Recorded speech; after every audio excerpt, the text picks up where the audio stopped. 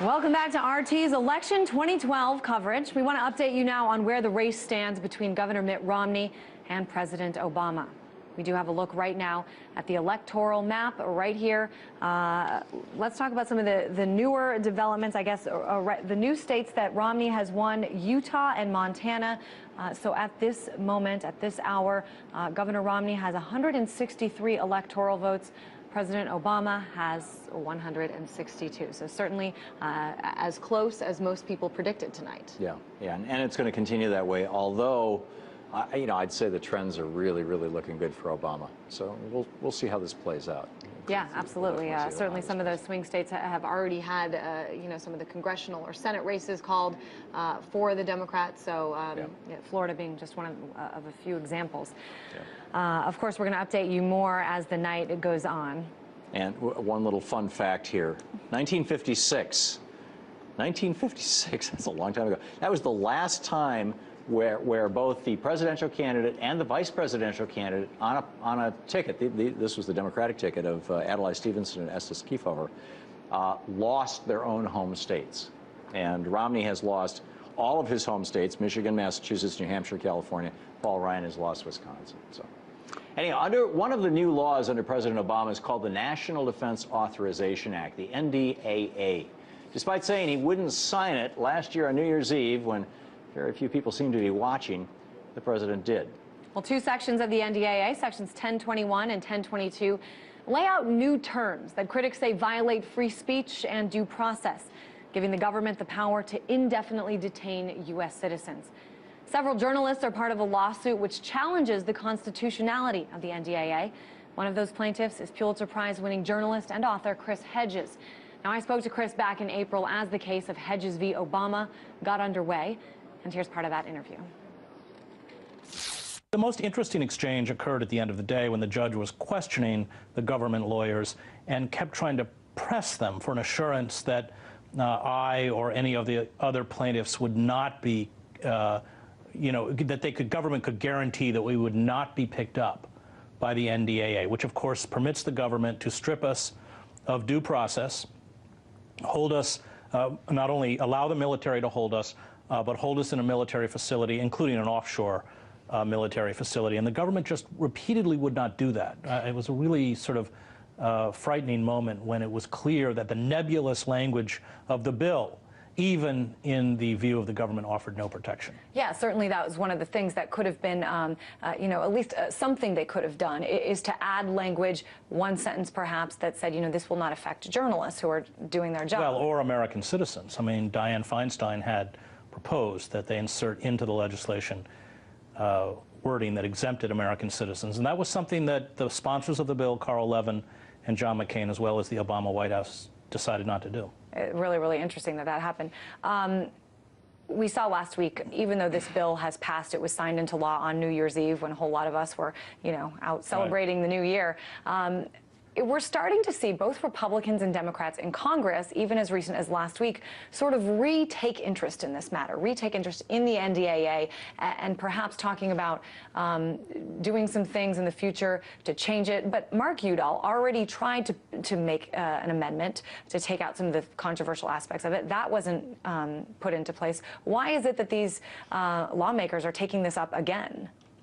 I'm not sure why. I mean, I think that and we're really not, this is a long document, the NDAA. We're only talking about two sections, Section 1021 and Section 1022, which in essence allows the executive branch to strip an American citizen of their constitutional rights to due process and to hold them in military facilities.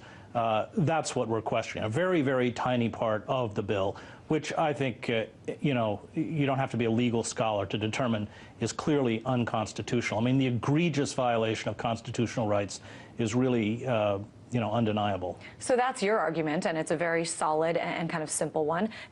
What is the argument of the government who says that this is, in fact, a viable law? Well, the argument of the government is that we are not covered persons. And that's also part of the language of the bill.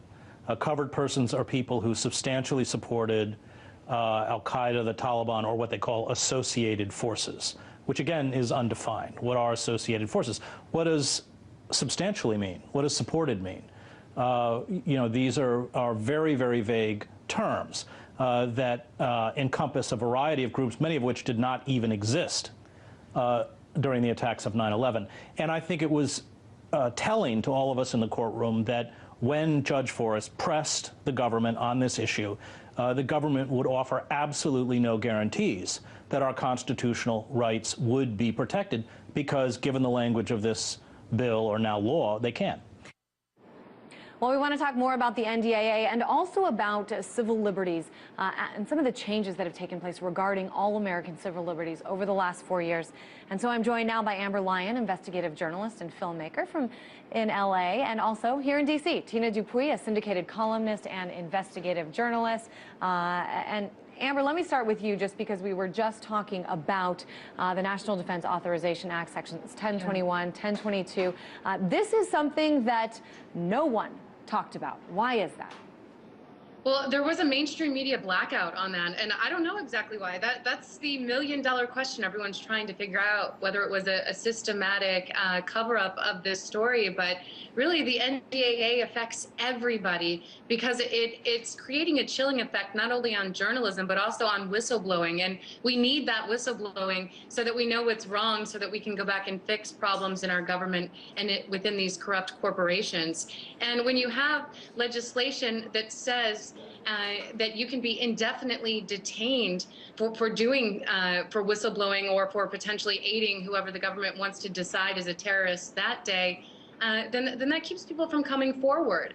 Another thing Chris Hedges was talking about is, as journalists, the NDAA terrifies us because we can be forced to potentially give up information on our sources. And if we tell the government we're not going to give up information on our sources, which is the #1 rule in journalism, then they can accuse us of aiding a terrorist group if they consider our source to be terrorists, and then we can end up being indefinitely detained. So this is going to have a chilling effect on investigative journalism. Certainly another aspect of that critics of the NDAA have brought up is just in general that the language is so vague. What really are associated forces? So I think that was another problem.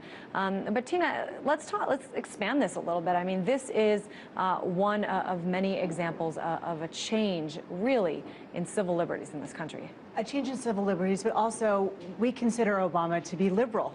You know, I mean, if you ask any Republican, if you ask someone on the street, Obama is the guy who's a socialist. He's a communist. He's way, way far off in the left. And it's just not true when it comes to civil liberties. It's just not true when it comes to things like drone attacks. He's not to the left on a lot of these issues, but because he's been framed that way, now we just kind of assume that he is on the left of this issue, and he's just not. Have you had a sense, Tina, as a reporter, have you had a sense that this is a topic that either A, the mainstream media has no interest in, or B, reporters? I mean, why? It seems like only the people on the I don't even want to call it far left and far right.